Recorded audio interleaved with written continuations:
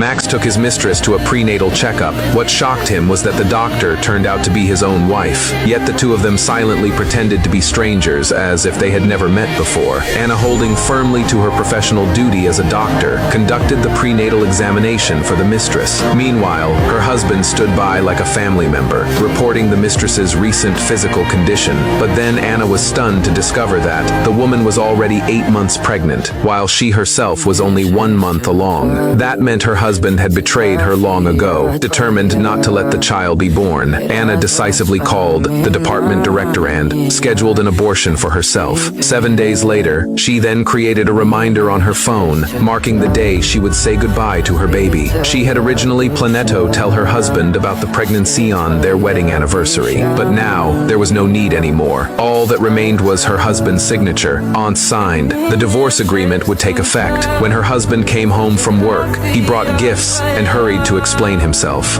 He claimed the mistress had just divorced and returned from abroad, and insisted they were just friends. Anna knew the child belonged to him, and that they were far more than just friends. Just as she was about to tell him about the pregnancy, the mistress called again. Her husband lied, saying there was an emergency meeting at work.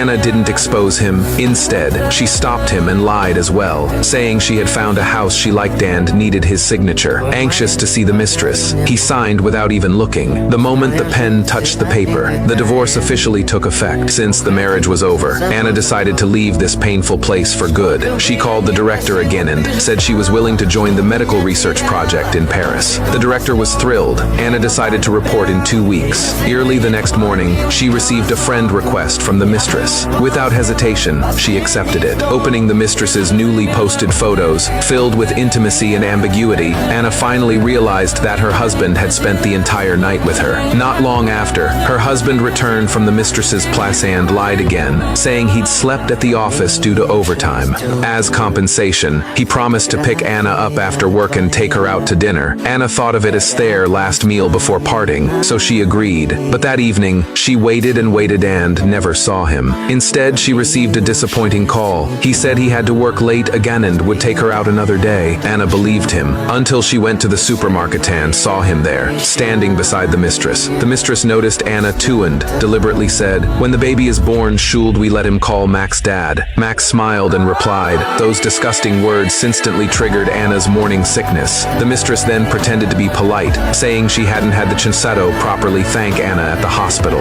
She stepped forward and grabbed Anna's hand. Anna pushed her away, but the mistress immediately put on an act. Max thought Anna had pushed her on purpose and angrily blamed his wife. But Anna said something that left him speechless. "Weren't you supposed to be working late? Why are you here at the supermarket with another woman?" As Anna turned to leave, her husband tried to follow, but the mistress instantly clutched her stomach, pretending to be in pain. Panicked, Max rushed to take her to the hospital. Before leaving, the mistress shot Anna a victorious glance. When Anna got home, her clothes were soaked from the rain. By midnight, she had a high fever. Her husband eventually came home, touched her forehead, and actually asked how she got sick. He still loved Anna, but he couldn't let go of the mistress either. Seeing her fever, he fetched water and medicine. But Anna was pregnant and couldn't take any of it. Her husband failed to notice her hesitation. He thought she was just upset because he hadn't eaten dinner with her. The next day after work, to make up for it, he showed up with flour sand, took her out to dinner. But he ordered a table full of spicy food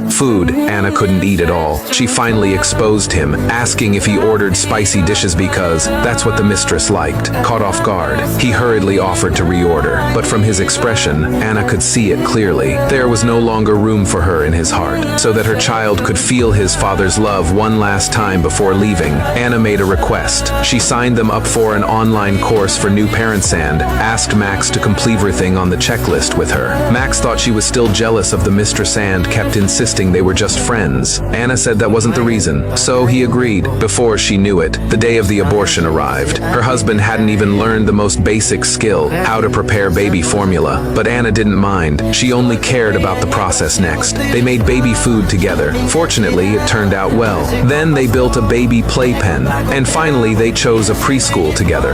That was when Max suddenly began wanting a child of his own. Anna couldn't help but feel bitter. The first time he truly wanted a child was on the very day he was about to lose one. Just then, the mistress called again. Afraid his wife would hear, Max stepped aside to answer. After hanging up, he lied once more, saying work needed him urgently. Anna then asked, "If we had a daughter, what kind of man would you want her to marry?" Max replied without hesitation, "Someone who loves her wholeheartedly, cherishes her, and takes care of her." Anna asked, "What if that man had a mistress? And what if there was already a baby?" Anna continued. Max said coldly, "Then she should abort it. I wouldn't want my daughter to be a single mother." Anna never imagined he could say such words, when he himself had done exactly that. Soon after, the director tried to persuade her to discuss it with the child's father, but when Anna turned around, she saw her husband accompanying the mistress for another prenatal checkup. That was the moment he lost the only chance to save his child. As Anna lay on the operating table, the scumbag was still outside, cheerfully accompanying the mistress for her blood test. As the anesthesia took effect, the abortion officially began. Suddenly, a nurse rushed out, saying Anna was hemorrhaging heavily. Hearing this, Max was stunned. He never expected Anna was having an abortion. He finally realized she had been pregnant with their child, but it was already too late. Anna lost the baby.